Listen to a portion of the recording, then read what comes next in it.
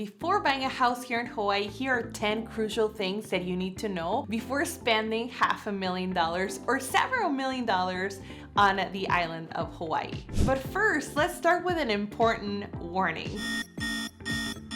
If you see a property that looks too good to be true, for example, an acre farm with 2 structures and an unusual low price, it is probably a leasehold. With leasehold properties, you own the structure, but you rent the land. There is a lease expiration, and when that lease ends, you must return the property to the leasehold owner. Now, leaseholds, in my very, very personal opinion, only make sense if you plan to live there for the rest of your life with no intention of passing it on to your family. I have clients that have always wanted to have humongous acreage and they wanted to build a coffee farm. So, with these type of properties, you're able to work the land and live there also with your family. Now, these clients know that they are on leased land and they are okay with it, so it works for their family. Now, if you need more information about leasehold properties, I have a dedicated video on this topic. Another important thing that you must consider is that there are several types of property that you can purchase here in Hawaii, but one of the most common ones is condos. Know that if you buy a condo, you'll have homeowners association or maintenance fees, and these fees never go down. They typically go up and they increase about 4 to 8% every single year, depending on which side of the island that you're on. You should expect to pay around $1,000 to $3,000 a month on top of your mortgage fees, right? So these fees can climb, they're not set,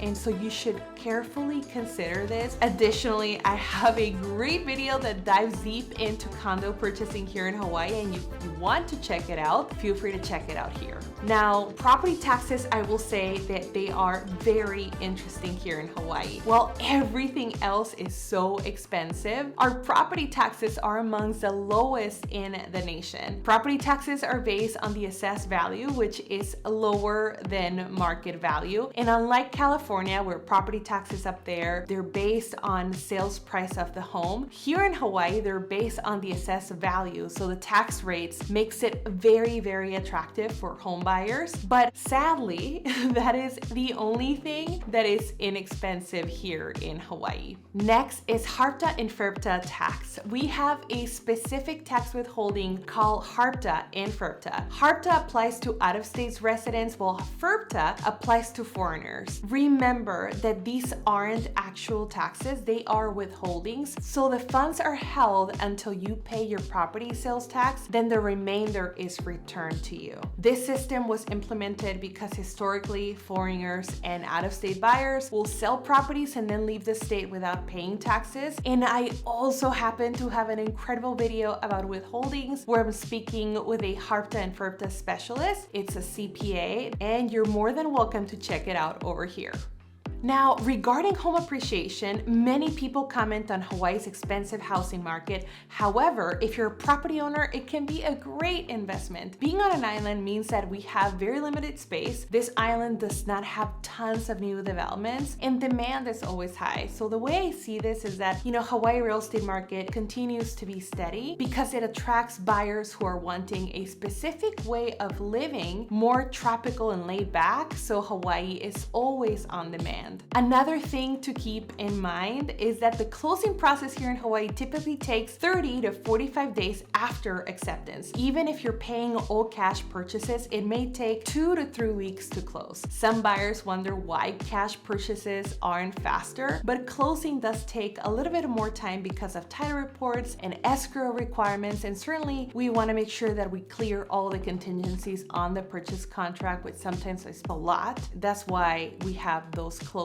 timeframes. So regarding termites, here's what mainland buyers should know. Termites love tropical environments, and the majority of these properties out there deal with a level of termite damage. Know that your property will most likely have termite damage. It is extremely important to assess how severe the infestation is and whether it affects the structural integrity of the home. Most lenders require a termite inspection report, and the report may recommend a spot treatment or completely tenting out the property. In the Hawaii purchase contract, there is a clause dedicated to this contingency, and if you want to learn more or are more interested in learning how these contingencies are written in the contract, you can schedule a call with me to go over all of your concerns. For carports and garage spaces here in Hawaii, homes typically have carports. A carport is essentially a roof with 4 posts to shield cars from sun exposure. There are definitely homes that are newer that do have enclosed garage, but the majority of these homes, since they were built in the 1970s, 1980s, they do have these carports. Keep in mind that if you are planning on having a beautiful man cave or in need of a space in the garage, the options out here in Hawaii could be sometimes a little bit limited. The majority of these homes are plantation style homes, and we find that these don't retain temperature so well, and the sound travels very easily through these walls. They typically have jalousies windows and they're post and pier foundations. Sometimes these homes do have central AC, but more and more people are upgrading to have a split AC units in their homes to cool them down from the hot weather, so that is a plus. Also, if you don't have a PV system running,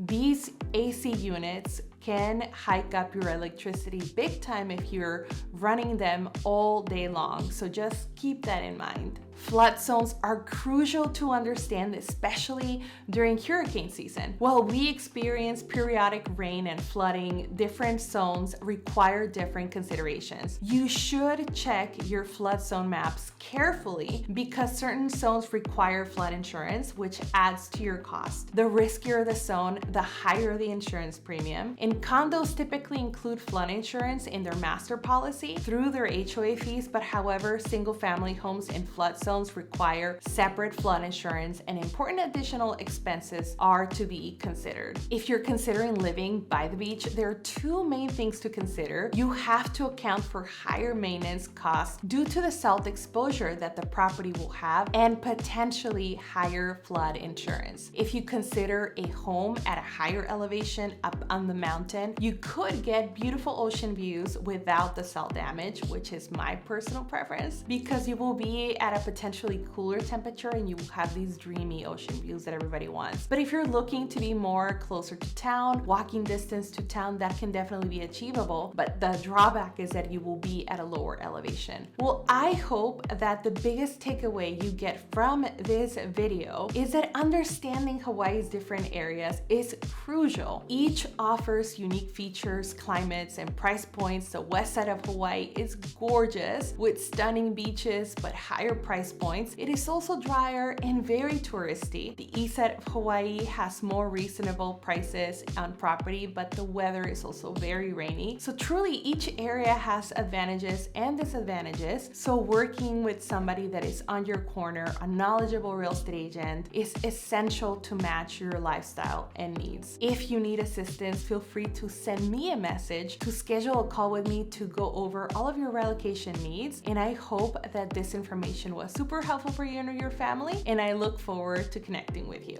Aloha.